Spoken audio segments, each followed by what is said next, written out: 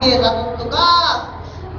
মানুষ কেউ কথা বলবে না, ভয় পেয়ে যাবে। আল্লাহ পাক আবার চিৎকার করবে। সূরা মুমিনের মধ্যে আল্লাহ পাক বলেছেন, লিমানিল মুলকুল ইয়াউম, আজকে রাজত্ব কার? তামাম পৃথিবী পানি করবে, কোনো আওয়াজ আসছে না। আল্লাহ পাক আবার বলবে, লিমানিল মুলকুল ইয়াউম, আজকে রাজত্ব কার? যখন আওয়াজ আসবে না তখন আল্লাহ তাআলা খুশি হয়ে যাবে। আল্লাহ পাক বলবে, আজ মানুষ আমার হয়ে কথা বলছে না, লিল্লাহিল কাহ্হার, আজকে একমাত্র মহিয়ান মরিয়ান রবে হচ্ছে এই রাজত্ব। আজ পৃথিবীর কোন রাজা বাদশা আমার কাছে আসতে পারবে না। আল্লাহ পাক ডাক দিবে, ইয়া আইয়ুহাল জাব্বারুন, ইয়া আইয়ুহাল মালিকুন, এই পৃথিবীর জব্বারেরা, এই পৃথিবীর মালিকেরা, আজকে আসো আমার সামনে দাঁড়ায় চিৎকার করবো। আমি তোমাদের বলেছিলাম,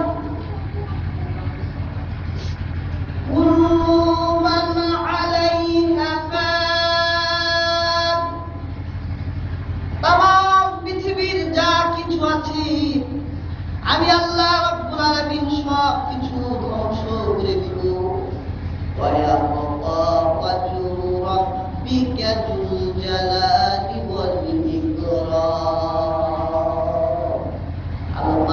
সব ধ্বংস হয়ে যাবে।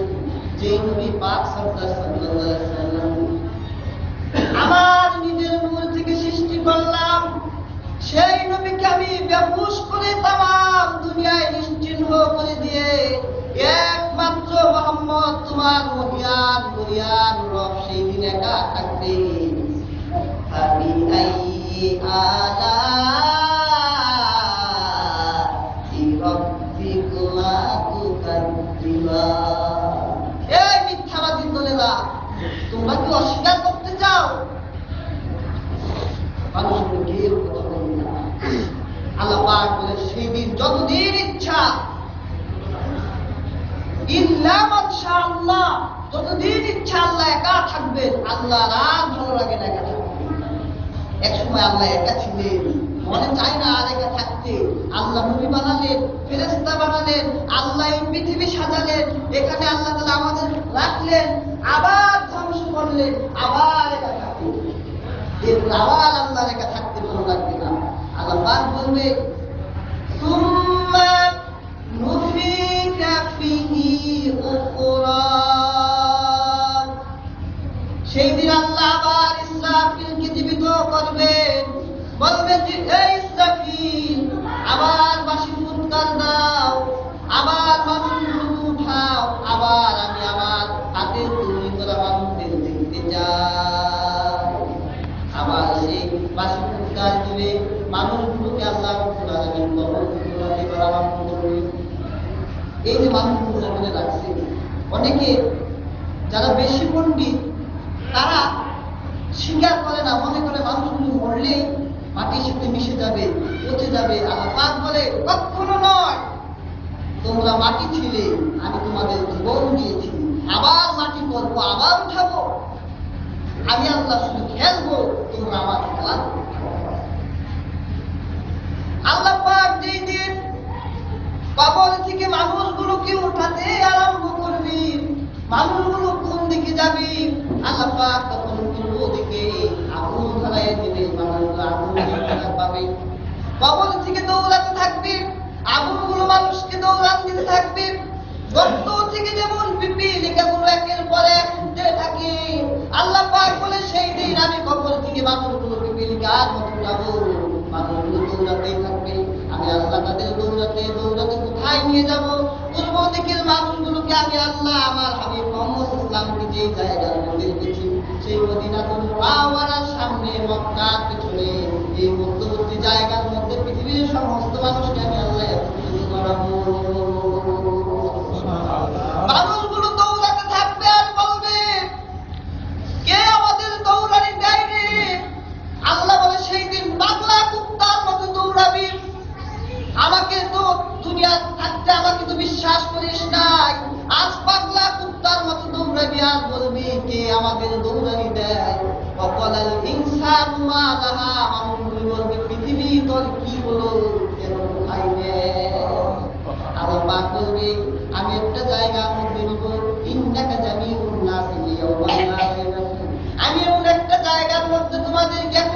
বাড়াবো, তাতে কোনো সন্দেহ নাই। আল্লাহ পাক বলছেন কোনো সন্দেহ নাই, আমি তোমাদের একটা জায়গায় একত্রিত করবো। সেই জায়গার নাম কি? হাসর। সেই জায়গার নাম কি? হাসর। আল্লাহ পাক হাসরের ময়দানে একত্রিত করবেন। আল্লাহ পাক বলছেন ইন্নাল্লাহা ইউহিব্বুল মিআদ। আল্লাহ কিন্তু প্রতিশ্রুতির ব্যতিক্রম করেন। আল্লাহ পাক যদি ওয়াদা দেয়, সেই ওয়াদার ব্যতিক্রম করেন না। আল্লাহ পাক হাসরের ময়দান কায়েম করাবেন। এরপর আল্লাহ স্মরণ করবেন আমার প্রিয় হাবিব মুহাম্মদ সাল্লাল্লাহু আলাইহি ওয়াসাল্লাম কোথায়? আল্লাহ পাক জিবরাইলকে বলবে, জিবরাইল, যার জন্য আমি তামাম পৃথিবী সাজাইলাম, আমার সেই প্রিয় হাবিব কোথায়? জিবরাইল বলবে, আল্লাহ আপনি তো ভালো জানেন আপনার হাবিব কোথায়। আল্লাহ পাক বলে, যাও মদিনার শহরে যাও, আমার প্রিয় হাবিব মুহাম্মদ সাল্লাল্লাহু আলাইহি ওয়াসাল্লাম। হযরত জিবরাইল আলাইহিস সালাম নবীর রওজার সামনে গিয়ে দাঁড়াবেন। এরপরে নবীর রওজার সামনে গিয়ে সালাম দিবেন, আসসালাতু ওয়াসসালামু আলাইকা ইয়া রাসূলুল্লাহ। আল্লাহর নবী মুহাম্মদ সাল্লাল্লাহু আলাইহি ওয়াসাল্লাম তিনি আল্লাহর রাসূল। কেমনে উযফিকা ফি সুরি ফাসরিকা মান ফিস সামাওয়াতি ওয়াল আরদ। तमाम পৃথিবী যা কিছু আছে সব কিছু সেই বাঁশির সুরে বেহুশ হয়ে যাবে। আল্লাহ পাক সেদিন তার রাসূল পাক সাল্লাল্লাহু আলাইহি ওয়াসাল্লামের মধ্যে একটা হুঁশ দিবেন। রাসূল পাক সাল্লাল্লাহু আলাইহি ওয়াসাল্লাম হুঁশ পাওয়ার পরেই বলতে থাকবে, এরে জিবরাইল, আমার আল্লাহ আমাকে ছাড়া আমার উম্মতের মিজান হাসর কি আল্লাহ তাআলা শেষ করাই দিল? সেদিন কেবল তার হুঁশ আসলো, তারপরে সে তার উম্মতের কথাই বলতে দিল। সুবহানাল্লাহ। কেবল তার হুঁশ আসলো, সে বলতে পারে, জিবরাইল, আমি এখন অসুস্থ আছি, আমাকে উঠাও। সে কথা বললো না, হুঁশ আসার পরেই বলল, আল্লাহ এত নিষ্ঠুর, আমার উম্মত আমার সামনে আল্লাহ বিচার করাইল না। হযরত জিবরাইল বলল, হুজুর, এই তামাম দুনিয়া আপনার জন্য সৃষ্টি হইল, আপনারা ছাড়া আপনি ছাড়া কি আল্লাহ হাসর কায়েম করাবেন? তবে হুজুর একটা প্রশ্ন আছে, আপনি এই মদিনাতুল মুনাওয়ারা এই পবিত্র মাটির মধ্যে শুয়ে আছেন, এই পবিত্র মাটিটার নিচে আমি শুধু কাদা আর কাদা দেখতে পাই। আমার প্রশ্নের জবাব দেন, এই মদিনা শহরের মাটির বীজগুলো কেন কাদা হয়ে গেল? জিবরাইল, আমি যেই দিনে পৃথিবীতে আগমন করেছিলাম, আমার আম্মা জান বলেছে, আমার সন্তান যখন মুহাম্মদ এই পৃথিবীতে আগমন করলো, আমার মুহাম্মদ সাল্লাল্লাহু মুখের মধ্যে কি যেন বলতে চায়, আমি আমার পুত্র মুহাম্মদের কানের মধ্যে যখন আমার মুখের মধ্যে যখন আমার দেখলাম, আমার শিশু মুহাম্মদ সাল্লাল্লাহু তার মধ্যে ইয়া রাব্বি আপনি উম্মতি, ইয়া রাব্বি আপনি উম্মতি। আল্লাহর হাবিব বলতেছে, জিবরাইল, এই যে 63 বছর আমি এই পৃথিবীতে থাকলাম, এই 63 বছর আমি আমার উম্মতের জন্য চিন্তা করেছি। আমি যখন ইন্তিকাল করলাম, হযরত আলী কার্রামাল্লাহু ওয়াজহু বলে সেই সপ্তাহ আল্লাহর হাবিব যখন ইন্তিকাল করলেন, আল্লাহর হাবিবের উপরে যখন কাফন দিয়ে দেওয়া হলো, দেখলাম আল্লাহর হাবিবের কাফনের সামনে বাতাসের মতো কি যেন নড়ছে। আমি আল্লাহর হাবিবের কাফন উঠালাম, দেখলাম আল্লাহর হাবিব মৃত্যুর উপরে তার মুখ করতেছে। আমি বলি, খোদার কসম করে বলি, আমি আমার কানটা রাসূলের পাক মুখের সামনে যখন ধরলাম, দেখলাম মৃত্যুর পরে আমার হাবিব মুহাম্মদ সাল্লাল্লাহু আলাইহি ওয়াসাল্লাম বলছে, সুবহানাল্লাহ। জিবরাইল, আমাকে এই কবরের নিচে রেখে দেওয়া হয়েছে। আল্লাহ পাক কত বছর আমাকে রাখছে আমি জানি না, বেহুশ হয়েছিলাম। কিন্তু এই কবরের দেশে আসার পরে আমি আমার উম্মতের জন্য কাঁদতে কাঁদতে আমার চোখের পানিতে গোটা মদিনার শহরের মাটির বীজগুলো কাদা হয়ে গেছে। জিবরাইল, সুবহানাল্লাহ। জিবরাইল আলাইহিস সালাম আল্লাহর হাবিব সাল্লাল্লাহু আলাইহি ওয়াসাল্লামকে উঠালেন। আল্লাহর হাবিবকে উঠাইয়া হাসরের ময়দানে নিয়ে গেলেন। দেখবেন কোন অনুষ্ঠান যদি করতে হয়, উদ্বোধন হয় না, আল্লাহ পাক বলবে, হে হাসরবাসীরা, এখন আমি হাসরের ময়দান কায়েম করে দিব। সুতরাং এখন উদ্বোধন করা হবে। দাউদ নবীকে ডাক দেওয়া হবে, দাউদ নবী তুমি কোরআন পড়ো। দাউদ নবী বলবে, আল্লাহ আমি কোরআন পড়তে জানি না, কারণ কোরআন তো আমার উপর নাযিল করা হয় নাই। আল্লাহ পাক বলবে, দাউদ আমি তোমার কণ্ঠ দিয়েছিলাম, আজকে হাসরের ময়দানে আমার লোকদের সামনে আমার এই পাক কালামুল্লাহ শরীফটা তুমি তেলাওয়াত করবা। দাউদ নবী আল্লাহর কোরআন তেলাওয়াত করা আরম্ভ করে দিবেন।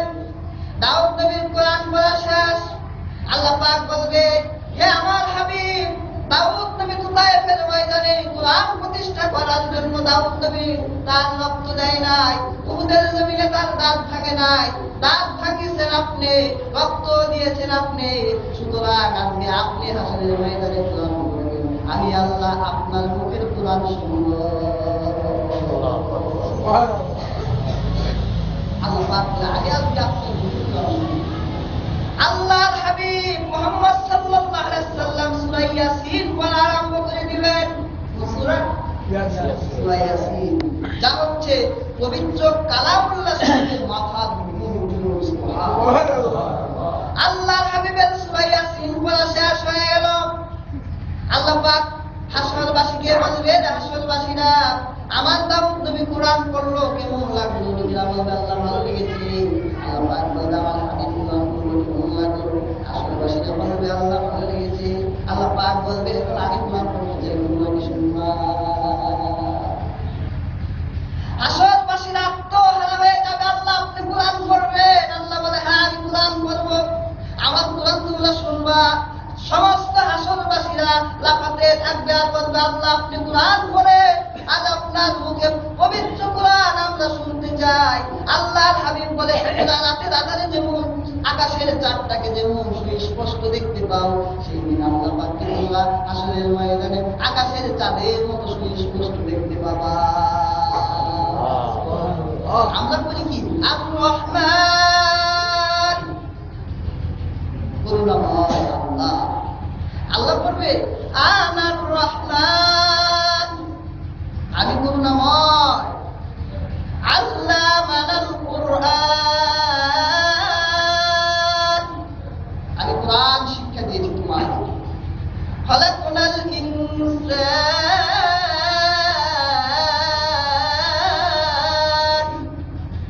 আমি তোমাদের সৃষ্টি করেছি।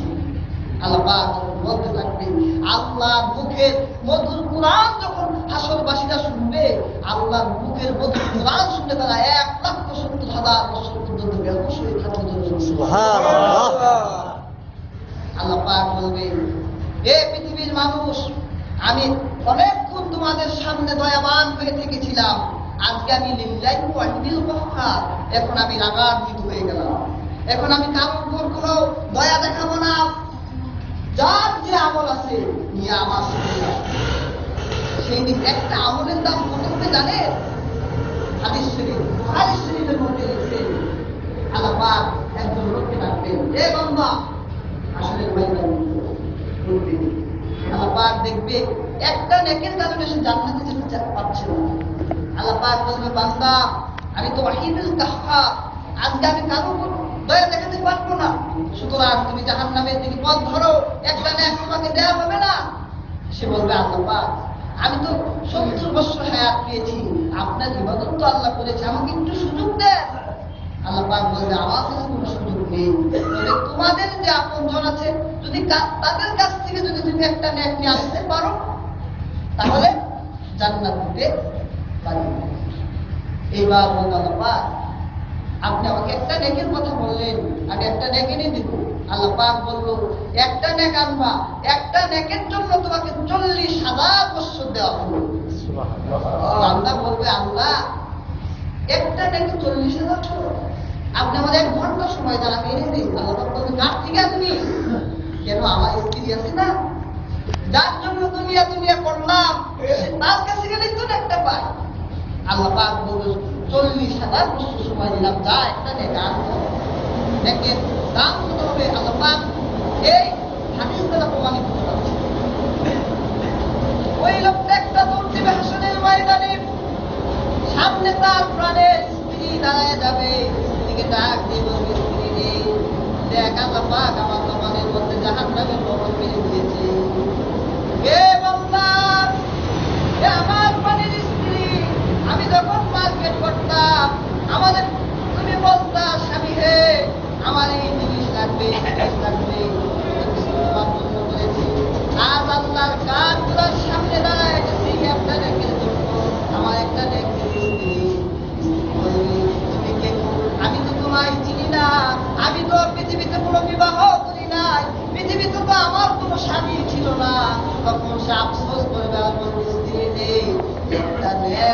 লাগবে, একটা নেকের জন্য আল্লাহর জান্নাতে যেতে পারি না।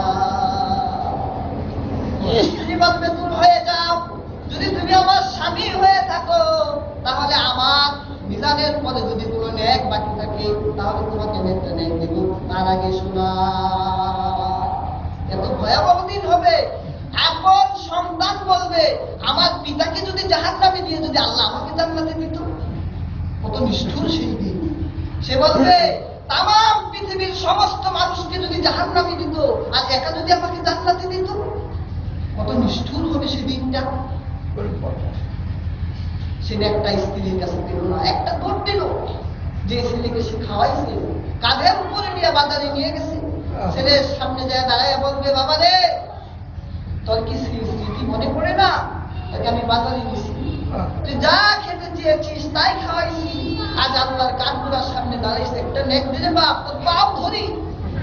ছেলে বলবে দুনিয়ায় তো আমার পিতা ছিল না, দুনিয়ায় আমার মা ছিল না, কেউ ছিল না, তুমি যদি আমার পিতা হয়ে থাকো তাহলে আমার হিসাব নিকাশের পরে যদি কোনো নেক বাকি থাকে তাহলে সে আত্মহারা হয়ে যাবে। 40,000 বছর শেষ হয়ে গেল, কেউ নেক দিল না। এইবার ফিরে এলো আল্লাহ রাব্বুল আলামিনের সেই মহান কুদরতি শক্তির দিকে ফিরে যায়। আর চিৎকার দিয়ে কাঁদবে, যাদের জন্য দুনিয়া দুনিয়া করলাম, যাদের ভুলে রাইখা মানুষ করলাম, আর সে আপন মানুষেরা আমার কেউ উপকার করলো না, একটা নেক দিল না। আল্লাহর শাহী সিংহাসনে আজ মুখ নিয়ে দাঁড়াবো। সে যখন এই কথা ভাবতে ভাবতে আল্লাহ রাব্বুল আলামিনের সিংহাসনের সামনে গেল, আল্লাহ পাক বলে আমি তোমাদেরকে একটা নেকের দাম কত আমি তোমাদেরকে আমি আল্লাহ দেখাই দিলাম যে কত নেক কেউ দিল না। 40,000 বছর তুমি এক ঘন্টা চেয়েছো। আল্লাহ তাআলা বলবে তখন আমার মনে দয়া এসে যাবে যে বান্দা তো আমার জন্য ইবাদত করেছিল, সুতরাং তার একটা নেকের ব্যবস্থা করি। কেমনি ব্যবস্থা করে দেখেন, সে আস্তে আস্তে আরেকটা লোক সামনে দাঁড়ায় দাঁড়াইতে ভাই, এই হাসরের ময়দানে সমস্ত লোকরা দৌড়াচ্ছে, পাগলা কুকুরের মতো লাফাচ্ছে, কিন্তু তোমাকে সবচেয়ে বেশি হয়রানি লাগছে। তোমার কি হয়েছে ভাই, আমাকে বলো তো। বললো ভাই আমার সামনে থেকে সরে যাও, তোমাকে বললে কি হবে? আমার বাড়ির স্ত্রী আমার দুঃখ বুঝলো না, আমার মেয়ে আমার দুঃখ বুঝলো না, আমার ছেলে আমার দুঃখ বুঝলো না, কেউ আমার দুঃখ বুঝলো না, তুমি আমার আপন মানুষ না, সুতরাং তোমায় বললে তুমি আমার দুঃখ বুঝলো না, সুতরাং আমার সামনে থেকে সরে যাও, আমি রব্বুল আলামিনের জান্নাতের দিকে রওনা দিই। বললো ভাই একটা বার আমাকে বলো দেখি তোমার উপকার করতে পারি কিনা। সে বলবে আল্লাহ পাক আমাকে 40,000 বছর সময় দিল, এর বান্দা একটা নেক যদি এনে আমার শাহী সিংহাসনে হাসরের ময়দানে দেখাইতে পারো তাহলে আমি আল্লাহ রাব্বুল আলামিন তোমাকে জান্নাত দিব। আমার স্ত্রী দিল না, আমার স্ত্রী আমার কুকুরের মতো তাড়াই দিল, ছেলে দিল না তাড়াই দিল, মেয়ে দিল না তাড়াই দিল, কেউ আমায় নেক দিল না, সুতরাং তুমি তো আরো দিল না। সে বলল ভাই আমি তো আপনার মতো একজন আমি দুনিয়ায় থাকতে আমার জীবনে মাত্র একটা নেক করেছি। আমি আমার দুনিয়ায় থাকতে মাত্র একটা নেক করেছি। তোমায় দেখার পরে মনে হলো যে তুমি একটা নেকের কারণে জান্নাতে যেতে পারো না, জান্নাতের আশা ছেড়ে দিয়েছো, আর আমি আমার একটা নেক দিয়ে কেমনে জান্নাতের আশা করি। সুতরাং সে তার ভাইয়ের দুঃখে ব্যথিত হয়ে, তার ভাইয়ের দুঃখে দরদি হয়ে তার নেকটা তার ভাইকে দান করে দিল। ভাই তুমি জান্নাতে যাও। খুশি হয়ে গেছে আজ, কে তাকে সাহায্য করলো, খুশি হয়ে গেছে, একটা দৌড় দিল আল্লাহ সিংহাসনে। আল্লাহ পাক তাকে দেখেই বলবে বান্দা তুই না 1 ঘন্টা পরে আসবি, 40,000 বছর পরে আসলি কেন? বান্দা চিৎকার করবে আর বলবে আল্লাহ কোনো কথা বলো না, এই যে একটা নেক নিয়ে এসেছি, আমার একটা নেকের প্রয়োজন ছিল, একটা নেক নেও। আল্লাহ পাক বলবে এই নেকটা তোর স্ত্রী দিয়েছে। বলে আল্লাহ লজ্জা দিবেন না, আমার স্ত্রী আমার কুকুরের মতো তাড়াই দিয়েছে। আল্লাহ পাক বলবে তাহলে নেকটা তোর ছেড়ে দিয়েছে না, আল্লাহ শরম দিবেন দিবেন না, নেকটা আমার ছেলেও দেয় নাই। আল্লাহ পাক বলবে এত বড় সাহস কার, এই নেকটা তোকে কে দিল, যা তার ঘাট ধরে আমি আল্লাহর সিংহাসনের সামনে দাঁড় করা। সে যাবে, যাওয়ার পরে বলবে ভাই আল্লাহ তো আপনার লাগান ভিতরে রয়েছে। সে আল্লাহ রাব্বুল আলামিনের সিংহাসনের সামনে এসে দাঁড়াবে। আল্লাহ পাক বলবে বান্দা আজ কোন দিন তুমি কি জানো? সে বলবে রব্বুল আলামিন আজ কোন দিন আমি জানি। আজ নিজের সন্তান তার পিতাকে সাহায্য করবে না, আজ একটা কঠিন বিভীষিকা মুহূর্ত, আজ কেউ কাউকে সাহায্য করে না। তুমি সূর্যটাকে আজকে আমাদের মাথার উপর রেখে দিয়েছো আল্লাহ, আজ কেউ কার জন্য না। আল্লাহ পাক বলবে তাহলে এই বান্দাকে নেক দিয়ে তুই সাহায্য করলি, এই হিসাব আমায় দে। সে বলবে আল্লাহ আমার দরদ এসে গেছে, মনের মধ্যে মায়া এসে গেছে। আল্লাহ পাক বলবে তার মনের মধ্যে মায়া এসে গেছে, আমার থেকে কিন্তু তার মনে বেশি মায়া। আল্লাহ পাক বলবে আমার থেকে বেশি মায়া তার মনের মধ্যে। এই পৃথিবী যেই দিন আমি আল্লাহ সৃষ্টি করেছিলাম, সৃষ্টি করার পরে আমি আল্লাহর 100 ভাগ মহব্বত, 100 ভাগ মায়া আমি আল্লাহ রাব্বুল আলামিন বের করলাম। বের করার পরে আমার এই মায়া মহব্বত গুলোকে আমি 100টা ভাগে ভাগ করলাম। 100 ভাগে ভাগ করার পরে 99 ভাগ দয়া মায়া আমি আল্লাহ নিজের মধ্যে রেখে দিলাম। আর 1 ভাগ মায়া দিয়ে আমি তামাম পৃথিবী সৃষ্টি করলাম। 1 ভাগ মায়ার মালিক হয়ে তুমি তোরা একজন দয়া দেখাতে পারিস, তাহলে আমি আল্লাহ কেন 99 ভাগ দয়ার মালিক হয়ে তোদের জাহান্নামে দিব? আয় তোরা দুইজন আমার কুদরতি কুলের মধ্যে আয়, আমি আল্লাহ তোদের দুজনকে আমার কুদরতি কুলের মধ্যে নিয়ে জান্নাত দিয়ে দিই। আল্লাহ পাক বলবে সেই দিন দেখায় দিব একটা নেকের দাম কত। সেই দিন দেখায় দিব কে তার সন্তান, কে তার পিতা, কে তার পুত্র, কে কার পরিচয় দেয়। সেই দিন দেখায় দিব কে তোর আপন ছিল, কেউ আপন ছিল না। সুতরাং এক প্রকারের মানুষ কিয়ামতের ময়দানে তার পিতার পরিচয় দিবে, মায়ের পরিচয় দিবে। তারা হচ্ছে আলেম। যে সমস্ত পিতা মাতাগুলো তাদের মেয়ে, তাদের ছেলেদেরকে আলেম করেছিল, সেই দিন তাদের পিতা মাতাগুলো জাহান্নামে যেতে পারবে না। তার সন্তানেরা দাঁড়িয়ে যাবে আর বলবে আল্লাহ তুমি হচ্ছ তামাম দুনিয়ার সবচেয়ে বড় মুনাফিক। আল্লাহ পাক বলবে বান্দা আমায় গালি দিলে কেন? বান্দা বলবে তুমি না ওয়াদা করেছিলে যেই সন্তান হালাল উপার্জন দিয়ে তার সন্তানদেরকে সহি শিক্ষা দিবে, সেই পিতা মাতাদের কিয়ামতের ময়দানে সূর্যের মতো উজ্জ্বল তাজ বসাইয়ে দিবা। আজ আমার পিতা মাতাকে তুমি জাহান্নামে দাও, তুমি কথার পর খেলাপ করেছো। আল্লাহ পাক বলবে এই বান্দা তুই কোথায় ছিলি, যা তুই তোর পিতা মাতার সহ জান্নাতে চলে যা। সুবহানাল্লাহ। সন্তানেরা জান্নাতি পিতা মাতাদের জাহান্নামের দিকে নেবে। তারা কারা? ওই যে সকল পিতা মাতাগুলো তাদের সন্তানদের আলেম বানায় না। কিয়ামতের ময়দানে আল্লাহ পাক জিজ্ঞেস করবে বান্দা তুমি জাহান্নামে যাও। সে বলবে আল্লাহ কেন, আমার কি অপরাধ? আল্লাহ বলবে তুমি আলেম হও নাই, সুতরাং তুমি জাহান্নামে যাও। সে বলবে আল্লাহ আলেম হই নাই, কিন্তু আমার দোষ ছিল না, আমার পিতা মাতাকে ডাকো। আমার পিতা মাতার পেটের উপর পালা দিয়ে আমি জাহান্নামে যাব। বলবে এর পিতা মাতা কোথায়? বলবে এদের পিতা মাতা জান্নাতের দিকে যাচ্ছে। আল্লাহ পাক বলবে তাদের ফিরাও এবং তার সন্তানের সঙ্গে হাজির করো। সেই জান্নাতের পিতা মাতাদের আনবে, আনার পর বলবে মূর্খের দল তুই তোর ছেলেকে আলেম বানাস নাই কেন? সে বলবে আল্লাহ করতে চাই নাই। আল্লাহ পাক বলবে ওই সন্তান বলবে না আল্লাহ সে পড়ায় নাই। আল্লাহ পাক বলবে তাদের 3 জনকে জাহান্নাম দিয়ে দাও। সুতরাং নিজের সন্তানদেরকে ইসলামী শিক্ষা, সহি শিক্ষা দিকে শিক্ষা দেওয়া আল্লাহ পাক আপনাকে আমাকে তৌফিক দান করুন। আমিন।